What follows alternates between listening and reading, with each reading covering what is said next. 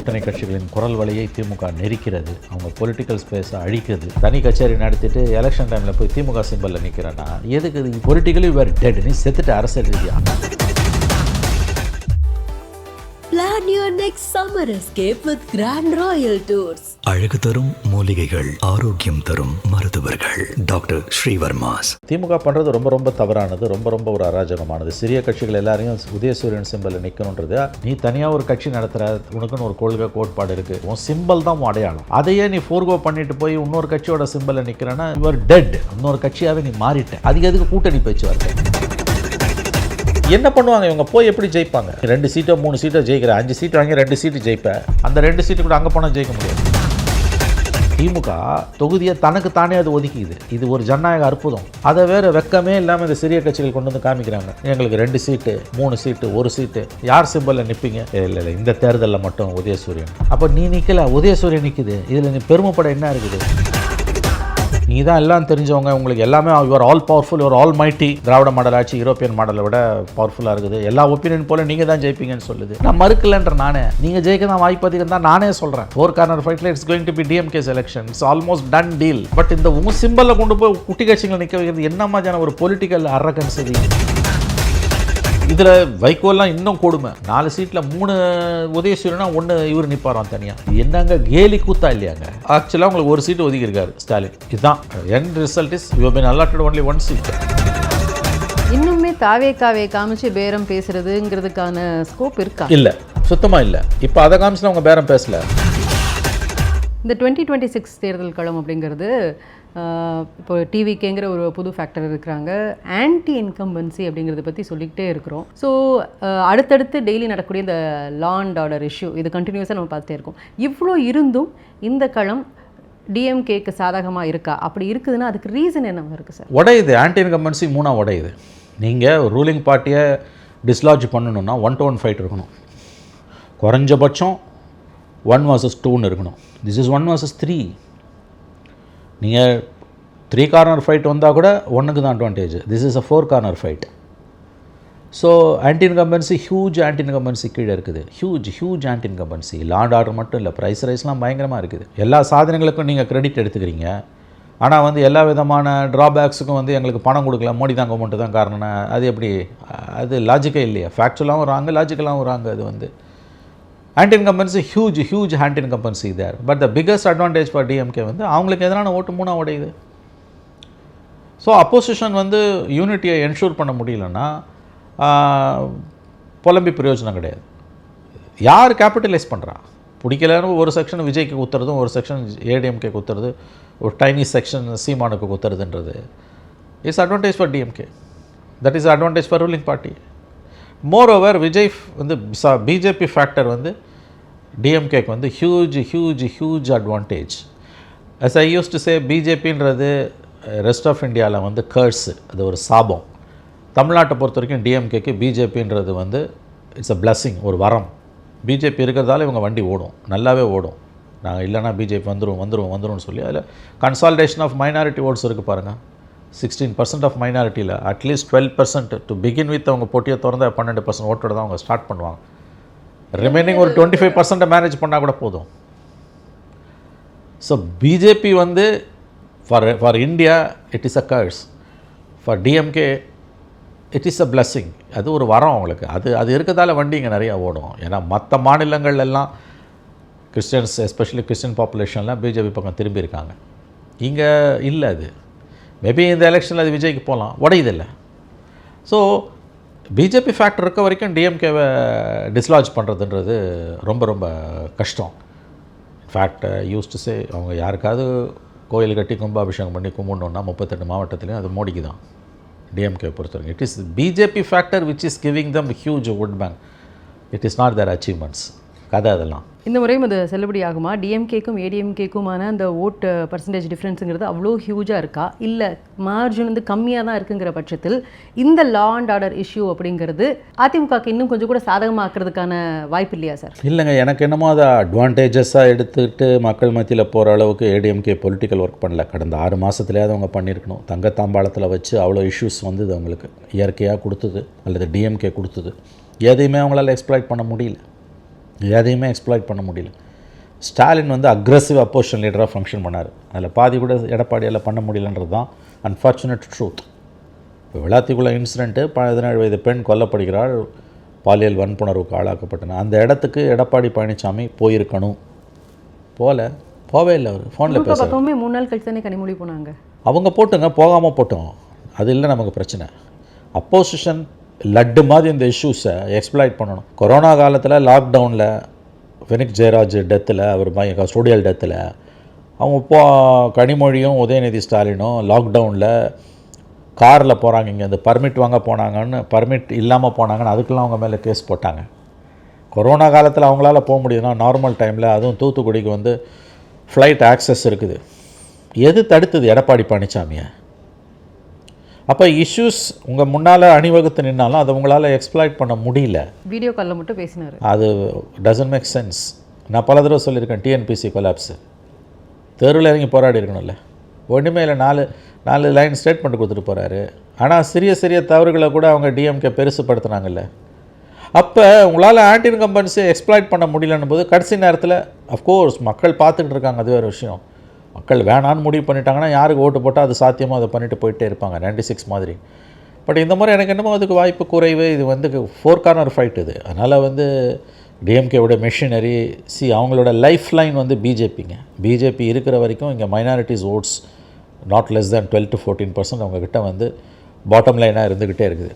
மீதி இருக்கிறது அவங்களோட அலையன்ஸ் பார்ட்னர்ஸோட ஸ்ட்ரென்த்து, அவங்களோட ஓரளவு அவங்க செஞ்ச சாதனைகள், அவங்களோட வாக்கு வங்கி, தேர் மணி பவர், அவங்கக்கிட்ட இருக்க மீடியா பவர், இது எல்லாத்தையும் வச்சு அவங்க வந்து அந்த 12%க்கு மேலே அடிஷ்னல் 25% அதை ஈஸியாக அவங்க கோபல் பண்ணுவாங்கன்னு எனக்கு தோணுது. Of course the fight will be tough, but somehow they will scrap through. DMK will somehow manage தான் எனக்கு தோணுது. திஸ் இஸ் 4 கார்னருங்க, 89 ரிப்பீட், அப்படி தான் எனக்கு தோணுது. திமுக கூட்டணிக்குள்ளே அந்த தொகுதி பங்கீடில் சலசலப்புகள் இருந்துகிட்டே இருக்குது. அவங்களுக்கு அந்த ஒரு பரஸ்பரம் அவங்களுக்குள்ள ஒரு மிஸ் அண்டர்ஸ்டாண்டிங் இருந்துகிட்டே இருக்குது. கம்யூனிஸ்ட் பார்ட்டியை பொறுத்த வரைக்கும் ஒரு சாரார், அதாவது இந்தியன் கம்யூனிஸ்ட் வந்து அவங்களுக்கு கொடுத்த 5 சீட் அப்படிங்கிறது இவர் ஸ்டாலின் அவர்கள் ஒத்துழைங்க, எங்களுக்கு ஒரு சீட் குறைச்சிக்கோங்கன்னு தான் கேட்டாங்க. எங்களை வந்து ரொம்ப அவங்க வந்து ஃபோர்ஸ் எல்லாம் பண்ணலை. ஸோ சிஸ்டம் அந்த காலத்தினுடைய சூழல் கருதி நாங்களும் அதை அக்செப்ட் பண்ணிட்டோம்னு சொல்லிட்டாங்க. மார்க்சிஸ்ட் கம்யூனிஸ்ட் வந்து அதே 5 இடங்கள் உங்களுக்கு கொடுக்கப்படும் பொழுது இல்லை எங்களுக்கு கூடுதல் இடம் வேணும், போன தடவை கண்டெஸ்ட் பண்ண இடங்களாவது வேணும் அப்படின்னு கேட்குறாங்க. ஒருவேளை அது கொடுக்கப்படாத பட்சத்தில் தாவேகாக்கு அவங்க போகலாமா அப்படிங்கிற ஒரு எண்ணமும் அவங்களுக்குள்ள இருக்குன்னு பேசப்படுதே சார். போக மாட்டாங்க, தாவேகாக்கெல்லாம் போக மாட்டாங்க, அதுக்கெல்லாம் வாய்ப்பு குறைவு. ஏன்னா இது ரொம்ப பெக்குலரான சுச்சுவேஷன். இந்த எலெக்ஷன் வந்து மாநிலத்துக்கான தேர்தலாக இருந்தாலும் இடதுசாரிகளை பொறுத்த வரைக்கும் விசிகா இடதுசாரிகள் 2 பேருமே, அவங்க 2 பேரும் குறிப்பாக வந்து இது தமிழ்நாட்டில் பிஜேபி காலை ஊன்றி விடக்கூடாது என்று நடக்கிற தேர்தல் அப்படின்னு தான் பார்க்குறாங்க அது வந்து. ஸோ தாவேகாவை நம்பி வந்து அவங்க இந்த 1 சீட்டு 2 சீட்டுக்காக வந்து திமுக விட்டு போக மாட்டாங்க. திமுக ரொம்ப ஹார்டாக பார்கெயின் பண்ணுறாங்க, கூட்டணி கட்சிகளை வந்து நெருக்கிறாங்க. கூட்டணி கட்சிகளின் குரல் வழியை திமுக நெரிக்கிறது, அவங்க பொலிட்டிக்கல் ஸ்பேஸை அழிக்குது. பட் இடதுசாரிகளுக்கும் விசிகாக்கும் வேறு ஆப்ஷனே கிடையாது. அவங்க தாவேக்காவோட போவாங்கன்றதெல்லாம் வந்து ஆங்கிலத்தில் சொல்கிறேன்னா இட்ஸ் அ விஷுவல் திங்கிங். அதுக்கெல்லாம் வாய்ப்பு கிடையாது. காலமும் இல்லை இன்னமும். என்ன உங்களுக்கு வந்து 30ஆம் தேதியிலேருந்து நாமினேஷன் ஸ்டார்ட் ஆகுது. நீங்கள் அதுக்குள்ளே பேச்சுவார்த்தை நடத்தி எத்தனை தொகுதி? இன்னொரு விஷயம் ஞாபகம் வச்சுக்கோங்க, தேர்தல்கள் என்பது வந்து பணம் சம்மந்தப்பட்டது. ஜெயிக்கணுன்னா நீங்கள் வந்து பணம் செலவு பண்ணணும். அந்த பணம் வந்து திமுக அல்லது அண்ணா திமுக 2 பேரோட போனால் தான் இந்த சிறிய கட்சிகளுக்கு கிடைக்கும். அப்படி இல்லைன்னா வந்து 2016 மாதிரி மக்கள் நல கூட்டணியாக போய் அது படுதோல்வியை சந்திக்கும். அது இந்த கடந்த 10 ஆண்டுகளில் வந்து அரசியல் எங்கேயோ போயிடுச்சு. Elections are very very very costly affair. ஒரு காமன் மேனோட இமேஜினேஷனில் அது புரிந்து கொள்ள முடியாதது. ஒரு குறைஞ்சபட்சம் திமுக அண்ணா திமுக 2 பேருமே வெற்றி பெறக்கூடியவர்கள் மினிமம் 20 கோடி ரூபாய் செலவு பண்ண தகுதி உள்ளவர்களாக இருக்கணும். மினிமம், அப்பர் லிமிட் கிடையாது. அது 40 கோடி 50 கோடி 100 கோடி 200 கோடி போகலாம், சில 100 கோடிகள் கூட போகலாம். குறைஞ்சது அவங்களுக்கு 20 கோடியாவது செலவு பண்ணணும். சில தொகுதிகள் 40-50 கோடி வரைக்கும் செலவாக போகுது. இப்போ இந்த பணம் வந்து இடதுசாரிகளுக்கு கூடிய வரைக்கும் அவங்களோட தேர்தல் செலவுகளை திமுக தான் பார்த்துக்கொள்ளும். 2019 பார்லிமெண்ட் எலெக்ஷன் அப்போ இந்திய கம்யூனிஸ்ட் கட்சி திமுகவிடமிருந்து 15 கோடியும் மார்க்சிஸ்ட் கம்யூனிஸ்ட் கட்சி 10 கோடியும் வாங்கினார்கள் வங்கி பரிவர்த்தனை மூலம். அந்த தகவலை வந்து இந்த 2 கம்யூனிஸ்ட்டுகளும் மக்கள் மத்தியில் வைக்கலை. அது எப்படி வந்ததுன்னா, ஆண்டுதோறும் வந்து தேர்தல் ஆணையத்தில் கட்சிகள் வந்து தங்களுடைய வரவு செலவு கணக்கு ஸ்டேட்மெண்ட் ஆஃப் அக்கௌண்ட்ஸை சப்மிட் பண்ணணும். அப்படி சப்மிட் பண்ணப்போ வெளியில் வந்த விஷயம். அதற்கு 2 ஆண்டுகள் கழித்து இவங்க 15 கோடி வாங்கியிருக்காங்க, அவங்க 10 கோடி வாங்கியிருக்காங்கன்ற தகவல் வெளியில் வருது. அப்பயே அது கடும் விமர்சனத்துக்கு உள்ளாகப்பட்டது. அதன் பிறகு அவங்க கம்யூனிஸ்ட்டுகள் என்ன சொன்னாங்க, நாங்கள் அந்த பணத்தை திரும்ப கொடுத்துட்டோம் அப்படின்னாங்க. நீங்கள் திரும்ப கொடுத்தது நியூஸ் இல்லை, வாங்கினது தான் நியூஸ். சரி, செலவுக்காக வாங்குறீங்க அப்படின்றது புரிந்து கொள்ளலாம். ஏன்னா இந்த கட்சிகள் வந்து பெரிய அளவில் பணபலம் இல்லாத கட்சிகள். ஆனால் அது பொதுவெளியில் வச்சுருக்கணுமா இல்லையா? பொதுவெளியில் வைக்காமல் இருக்கும்போது அது எப்படி பார்க்கப்படும்? 2019 நீங்கள் வாங்கின அந்த 10 கோடி 15 கோடி இந்த 6 ஆண்டுகளில் நீங்கள் பல விஷயங்களில் திமுகவுக்கு ஆதரவாக செயல்பட்டது, தோள் கொடுத்தது, ஏன் சில விஷயங்களில் முட்டு கொடுத்தது உட்பட அந்த பணப்பரிவர்த்தனையோடு சம்மந்தப்படுத்தி பார்க்கப்படுமா இல்லையா? ஒரு நம்பகத்தன்மை வேணும்னா, எலக்ட்ரல் பாண்ட் ஸ்கீம் இருந்ததால் வேறு மாதிரி ஃபண்டிங் வாங்க முடியாது, எங்களுக்கு அங்கே தான் வாங்கணுன்றது நீங்கள் நியாயம் கற்பிக்கிறீங்க. பட் ஒரு பொலிட்டிக்கல் பார்ட்டி இன்னொரு பொலிட்டிக்கல் பார்ட்டிக்கு பணம் கொடுக்கறதுன்றது அசாதாரணமான நிகழ்வு. கார்ப்பரேட்ஸ் கொடுப்பாங்க. கார்ப்பரேட்ஸ் கொடுக்குறாங்கன்னா everybody knows there are no free lunches in this world.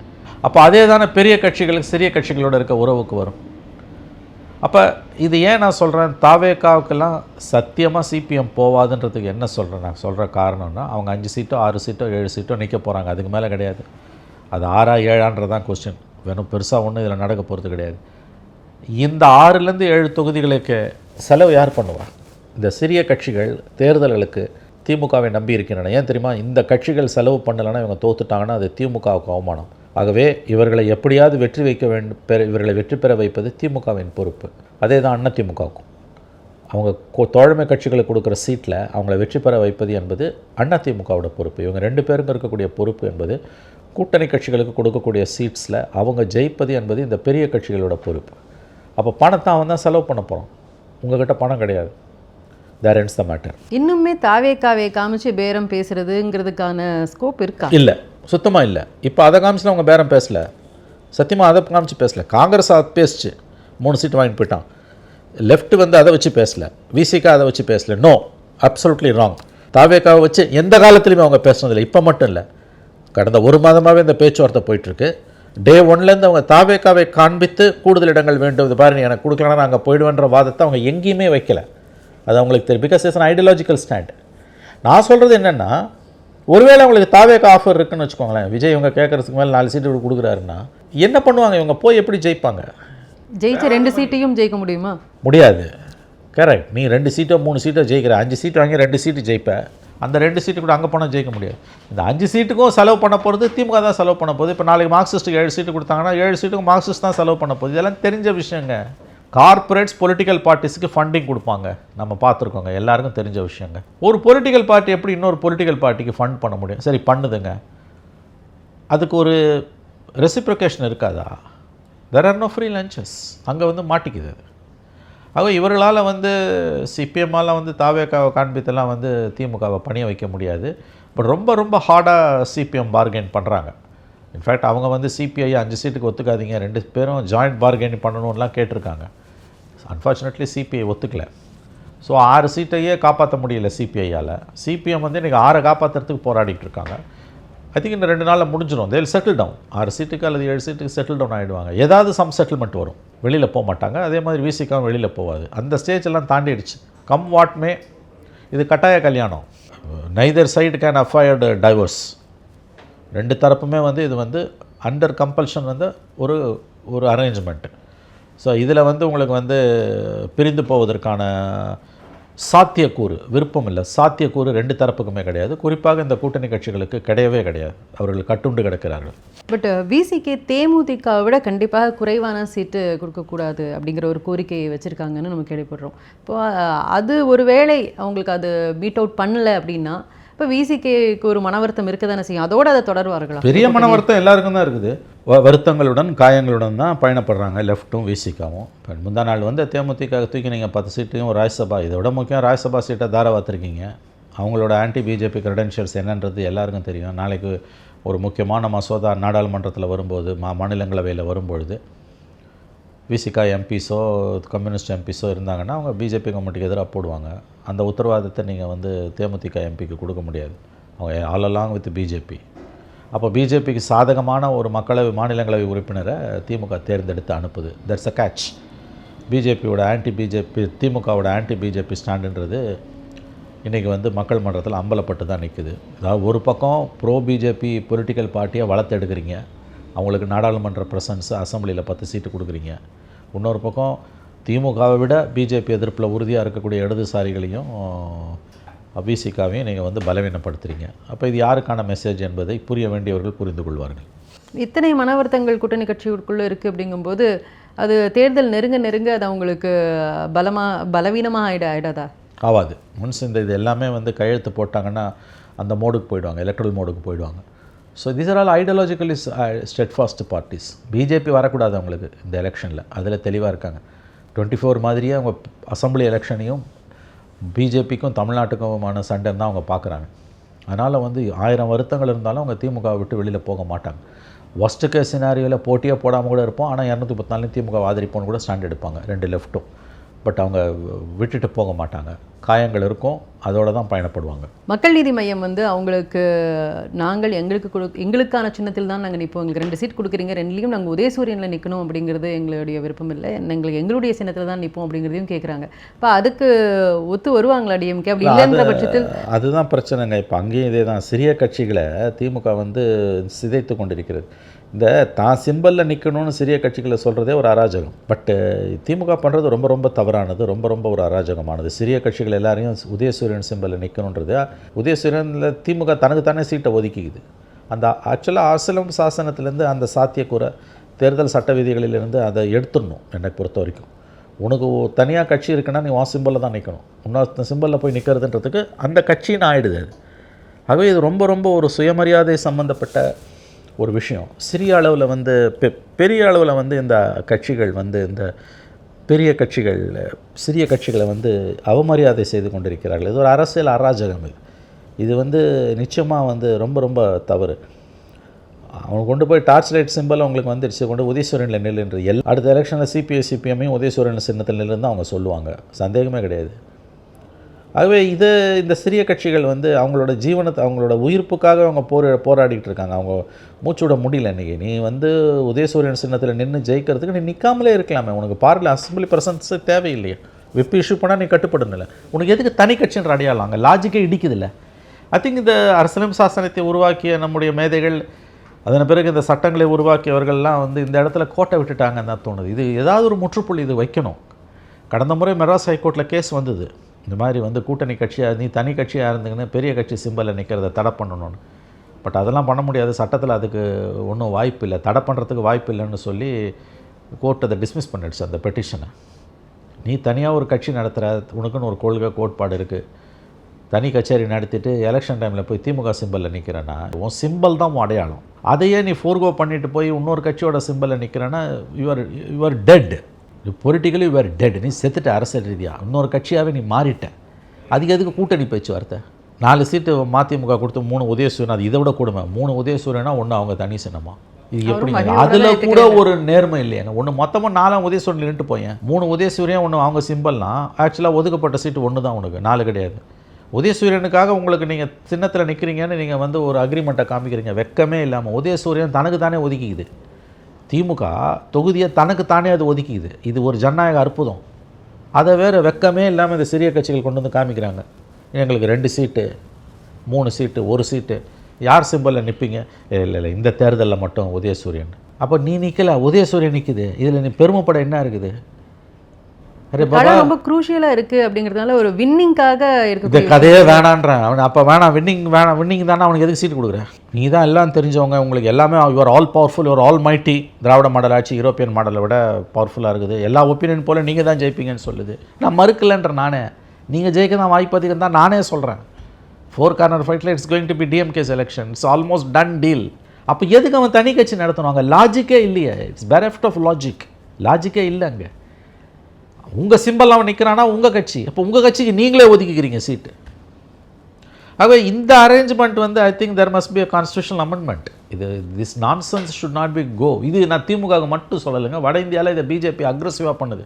இப்போ ஏடிஎம்கே கூட்டணியில் பிஜேபி வாங்க போகிற சீட்டில் வந்து 30 சீட்டு கொடுக்குறாங்கன்னா 25 சீட்டு அவங்க, உதாரணத்துக்கு சொல்கிறேன், 25 சீட்டு அவங்க நிற்கிறாங்கன்னா 5 சீட்டு குட்டி கட்சிங்களுக்கு கொடுப்பாங்க. அதுவும் அவலம் தான், அதுவும் அராஜகம் தான். அப்போ இந்த சிஸ்டத்துக்குள்ளே இருக்க கோளாறு. பெரிய கட்சிகள் அவங்களுக்கு சாதகமாக தான் சிஸ்டம் இருக்குது, சிறிய கட்சிகளுக்கு அங்கே டெமோக்ரஸியோட அழகு ஸ்மாலர் பார்ட்டிஸ். அப்போ இதில் வைகோலாம் இன்னும் கொடுமை. 4 சீட்டில் 3 உதயசூரியனா 1 இவர் நிற்பாராம் தனியாக. இது என்னங்க கேலி கூத்தா இல்லையாங்க? ஆக்சுவலாக உங்களுக்கு 1 சீட்டு ஒதுக்கியிருக்காரு ஸ்டாலின். இதுதான் end result is you been allotted only 1 seat. நாளைக்கு ஒரு அக்யூட் கிரைசிஸ் வருது, விப்பு இஷ்யூ பண்ணுறான்னா நீ விப்புக்கு மாதிரி போனால் டிஸ்குவாலிஃபை ஆகிடுவேன். அவங்க எம்எல்ஏங்க, நீங்கள் டிஎம்கேவோட டிஎம்கேவோட லெஜிஸ்லேச்சர் பார்ட்டி மெம்பர் நீங்கள், அப்புறம் நீ எப்படி தனி கட்சி வச்சுருப்பேன்? ஸோ இது உங்களுக்கு வந்து ஏன் சிம்பிளில் நில்லுன்னு அவங்க போடுறதுன்றது வந்து ஐ திங்க் இந்த பொலிட்டிக்கல் பார்ட்டிஸ் ஒத்துக்கூடாது. Come what may they should not accept. வின்னபிலிட்டின்னு கதை அழகிறேன்னா எதுக்கு சேர்த்துக்கிறப்ப? சேர்த்துக்காத, நீங்கள் தான் ஜெயிச்சிருங்கல்ல, சிறிய கட்சிகளை நாங்கள் தான் காப்பாற்றுறோம். எதுக்கு சிறிய கட்சி உனக்கு? சிறிய கட்சி இல்லைனா நீ ஜெயிக்க முடியாது. ஏன்னா அவன் தான் ஆடட் அட்வான்டேஜ் உனக்கு 34%னா அவனுக்கு 1%.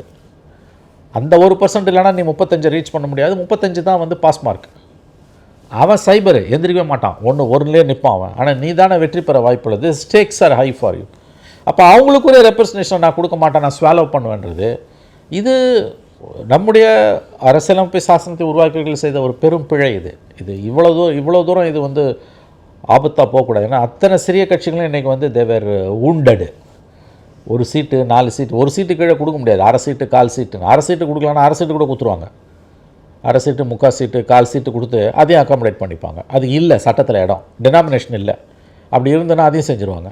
அதுவே கமல் கட்சிக்கும் இதே சிக்கல் தான். அவர் திரும்ப கூட்டத்தை போடுறாரு. அவர் இன்ஃபேக்ட் ராஜ்யசபாவில் அவர் இண்டிபெண்ட். அவர் இன்றைக்கி ஏன்னா அவருக்கு கட்சிக்கு வந்து ரெக்கக்னேஷன் இல்லாததுனால Kamal is considered as an independent MP in Rajya Sabha. அவர் டிஎம்கே கிடையாது. இப்போ அசம்பிளிக்குள்ளே வந்து நீங்கள் வந்து அவங்களுக்கு உதயசூரனில் நின்றுன்னா எல்லாரும் உதயசூரனில் நிற்கிறாங்கன்னா அவர் எதுக்கு எலெக்ஷன் உங்களுக்கு? அவர் டார்ச் லைட்லாம் அவங்க நிற்கணுன்றாங்க, கொடுக்க மாட்டாங்க. எனக்கு தெரிஞ்சு கொடுக்க மாட்டாங்க. வைகோவே கொடுக்கல, கமலுக்கு எப்படி கொடுப்பாங்க? கொடுக்க மாட்டாங்க. இப்போ கையறு நிலையில் இருக்காங்க அவங்க. கமல் தன் கட்சியில் ஒரு 2 பேருக்கு அது எம்எல்ஏ சீட்டு வாங்கி கொடுக்கணும்னு பார்க்குறாரு. எப்படின்னா வந்துட்டு போகலான்னு நினைக்கும் போது சூரியனில் நின்றுட்டு போவாங்க, அவ்வளோதான். தார்மீக ஒரு விஷயங்கிறத தாண்டி இப்போ ஒரு பெரிய கட்சிகள், இப்போ நீங்கள் சொன்ன மாதிரி ஏடிஎம்கேயோ டிஎம்கேயோ அவங்க கட்சியில் நிற்க சொல்லி சிறிய கூட்டணி கட்சிகளை சொல்கிறாங்கங்கிறது ஒரு பக்கம். ஆனால் இன்றைக்கி தொகுதி பங்கீடு பற்றி பேசிட்டு வந்த அதிமுக கூட்டணி வந்து அதிமுக 165 சீட்லேயும் பாஜக 30லையும் நீங்கள் சொன்ன மாதிரி சில சின்ன கட்சிகளை பாஜக அவங்களுடைய சின்னத்தில் நிற்க வைக்கிறாங்கிறது, அவங்களுடைய கட்சியில் அவங்களுடைய சிம்பிளில் நிற்கிறதுங்கிறது எந்த அளவுக்கு ஒரு சரியாக இருக்கும் சார்? இல்லை அதாங்க. இப்போ அவங்களுக்கு 30 சீட்டு கேட்டால் தனியாக கிடைக்காது. அவங்க 25 சீட் நின்றுட்டு குட்டி கட்சிகளை எங்கள் சிம்பிளில் நிறுத்திக்கிறோன்றாங்க. இந்த 2 கேட்டகரி இருக்குது இந்த சிறிய கட்சிகள் என்டிஏக்குள்ளே இருக்கிறதுல. ஒன்று த்ரூ ஏடிஎம்கே வந்தவங்க, இன்னொன்று த்ரூ பிஜேபி வந்தவங்க. ஐடியாலஜிக்கலி அவங்க பிஜேபி பக்கம் நிற்கிறாங்க. ஆனால் தனி கடை விரிச்சா தான் அங்கே லாபன்றதுனால தனி கடையை வச்சுருக்காங்க. அவங்க பிஜேபி சிம்பிளில் விரும்பி தான் போய் நிற்கிறாங்க, நாட் அண்டர் கம்பல்ஷன். அன்லைக் டிஎம்கேக்குள்ளே நீங்கள் மனிதநேய மக்கள் கட்சியை, கமலை, வைகோவை, தனியரசை இவங்களெல்லாம் உதயசூரனில் நில்லுன்றது கம்பல்ஷன், அதாவது நிர்பந்தம். இங்கே என்டிஏக்குள்ளே பிஜேபியோடு இருக்கக்கூடிய புதிய நீதி கட்சியோ பாரிவேந்தரோ அல்லது இன்னும் சில கட்சிகள் வந்து விரும்பி தான் அவங்க போகிறாங்க. தேவர் நாட் அண்டர் கம்பல்ஷன். ஒருவேளை அவன் பிஜேபி சிம்பிளில் நிற்கலைன்னா ஏடிஎம்கே சிம்பிளில் நிற்க சொல்லி எடப்பாடி கம்பல் பண்ணுவார். அதை நான் ஒத்துக்கிறேன். ஏன்னா வின்னபிலிட்டின்னு வந்துடுதுங்க. அதே தான் திமுகவும் சொல்லுது. அதனால தான் 2 பேரும் ஒன்று தான் நான் சொல்கிறேன். அதிகாரத்தில் இருக்கிறதால திமுக அதிகமாக விமர்சிக்கிறமே ஒழிய இவங்க 2 பேருக்கு ஒன்றும் வித்தியாசம் கிடையாது. பிரச்சனை வந்து சிஸ்டத்துக்குள்ளே அந்த ஆப்ஷன் இருக்கிறதையே நம்ம எலிமினேட் பண்ணணும். அதுதான் உண்மையான டெமோக்ரஸி. இல்லைனா இப்போ அவன் தனியாக 10 வருஷம் கட்சி வச்சுருப்பான். இப்போ கமல் ஒரு 7 வருஷமாக கட்சி வச்சுருக்காரு. கமலே ஒரு இண்டிபெண்ட் எம்பியாக போயிட்டார். ஆனால் அவன் கட்சியில் இருக்கவங்களை கூட்டு வந்து நீங்கள் வந்து உதயசூரனில் நினைக்கிறீங்கன்னா இது என்னங்க? இது அவலம். இது எப்படி இதை அலோவ் பண்ணலாம்? ஆகவே this should not be allowed. ஏடிஎம்கேக்குள்ளே சீட் ஷேரிங் பற்றி வரக்கூடிய தகவல்கள் அன்கன்ஃபர்ம்டு ரிப்போர்ட்ஸ், ஏஷியங்கள் தான் அது இது வரைக்கும். டெஃபினட்டாக பிஜேபி அவங்களுக்கு ஒதுக்குற சீட்டில் ஒரு 5 சீட்டு எக்ஸ் நம்பர் ஆஃப் சீட்ஸை அவங்க இந்த ஸ்மாலர் பார்ட்டிஸுக்கு கொடுத்து சேர்த்துப்பாங்க. Again that's also political arrogance தான், அதில் எந்த சந்தேகமும் வேணாம். அமமுக நாங்கள் எங்களுடைய சினத்தில் தான் நிற்போம், அதில் எந்த மாற்றமும் இல்லைன்னு இருக்காங்க. இப்போ அன்கன்ஃபர்ம்டு ரிப்போர்ட் படி அவங்க 9 சீட்ஸில் நிற்கிறதாக அவங்க சொல்கிறாங்க. இப்போ எடப்பாடி அவர்களும் எங்களுடைய கூட்டணியில் டிஎம்கே மாதிரி தொகுதி பங்கீடுலாம் எங்களுக்கு எந்த பிரச்சனையும் கிடையாது, சுமூகமாக நாங்கள் இணக்கமாக இருக்கிறோம் அப்படிங்கிறாரு. இல்லைங்க, எனக்கு தெரிஞ்சு என்டிஏக்குள்ளே சீட் ஷேரிங்கில் பிரச்சனை இல்லைங்க. That is true. டிஎம்கேக்குள்ளே தான் வந்து இப்போ முதல்ல காங்கிரஸால் பெரிய பிரச்சனை, அப்புறம் சிபிஐயால் பெரிய பிரச்சனை. சிபிஐ கிட்ட அவங்க காரணம் கிடையாது, இதுக்கெல்லாம் திமுக தான் காரணம். எல்லாரும் சிறிய கட்சிகள் அடம் பிடிக்குதுன்றாங்க, பெரிய கட்சியை ஐஷாட்டியம் பண்ணுது. அப்படி தான் அதை புரிஞ்சுக்கணும். இப்போ அவங்க எல்லாத்தையும் விட அதிகமாக தண்ணி குடிக்கிறது சிபிஎம் கிட்டையும் விசிகே கிட்டையும். அது எப்படி போகுது நமக்கு தெரியாது. இந்த இஷ்யூவில் எடப்பாடி சொன்னது இந்த ஆஸ்பெக்டில் கரெக்டு தாங்க. அதாவது வந்து அவங்களுக்குள்ள ஏடிஎம்கே அலையன்ஸுக்குள்ளே அன்லைக் டிஎம்கே அலையன்ஸ் சீட் ஷேரிங்கில் பெரிய சிக்கல்கள் இல்லை. It will be sorted out. அங்கே பிரச்சனைகள் வேறு. அது எலெக்ஷனுக்கு பிறகு ஒருவேளை ஜெயிச்சாங்கன்னா அது வெடிக்கும். இப்போ இதுக்கு நடுவில் என்டிகே வந்து அவங்களுடைய அந்த தேர்தல் அறிக்கை விட்டுருக்காங்க. அதில் சீமான் அவர்கள் பேசும்போது ஒரு விஷயம், இது 4 கார்னர் ஃபைட் அப்படின்லாம் சொல்கிறாங்க. எனக்கு வந்து திமுக ஒரே பக்கம், இன்னொரு பக்கம் நாதாக்கா தான். ஸோ அதனால் இது 2 கார்னர் அப்படிங்கிறார் அவர். இப்படிலாம் அவர் பேசிப்பார், தன்னைத்தானே திருப்திப்படுத்திக்கொள்ள அவர் பேசிக்கலாம். அவர் மகிழ்ச்சியை நாம் கெடுக்க வேண்டாம். அவருடைய தேர்தல் அறிக்கைங்கிறத எப்படி பார்க்குறீங்க? இல்லை, நடைமுறைக்கு ஒவ்வாத பல விஷயங்கள் இருக்குங்க. அதில் 5 தலைநகரம்னு இதெல்லாம் எதுவுமே நடைமுறைக்கு ஒவ்வாததுங்க. அது வந்து அவர்கள் வந்து ஏதோ ஒரு கனவு உலகில், ஆங்கிலத்தில் சொல்லுவாங்க உட்டோப்பியன் வேர்ல்டில் இருக்காங்கன்னுவாங்க. கற்பனா உலகில் வாழ்பவர்களை பற்றி நோக்கங்கள் நல்லது தாங்க, அதை யாரும் குறைச்சி மதிப்பில்லை. ஆனால் நடைமுறைக்கு ஒவ்வாத எது ஒன்றுமே வந்து சாத்தியக்கூறு இல்லாத எது ஒன்றுமே வந்து பேசுபடு பொருளாக பெரிய அளவில் மாற முடியாது. அதற்கு வாய்ப்பே இல்லை. 5 தலைநகரன்றது, நம்ம பாலியல் குற்றவாளியை சுட்டுக் கொள்வேன்றதுலாம் எந்த விதத்திலுமே சட்டத்தில் இடமில்லாத விஷயங்கள், தேவையற்ற விஷயங்களும் கூட.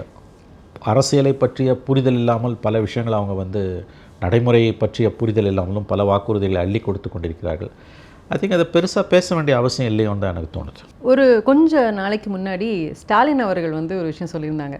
நான் ஒவ்வொரு நாளும் முழிக்கும் போதே யார் என்ன பேசுவாங்களோ, என்ன பிரச்சனை வருமோ அப்படிங்கிறத நான் யோசிச்சே எழுந்திரிக்க வேண்டியிருக்குன்னு சில காலங்களுக்கு கொஞ்சம் நாளைக்கு முன்னாடி சொல்லியிருந்தாங்க.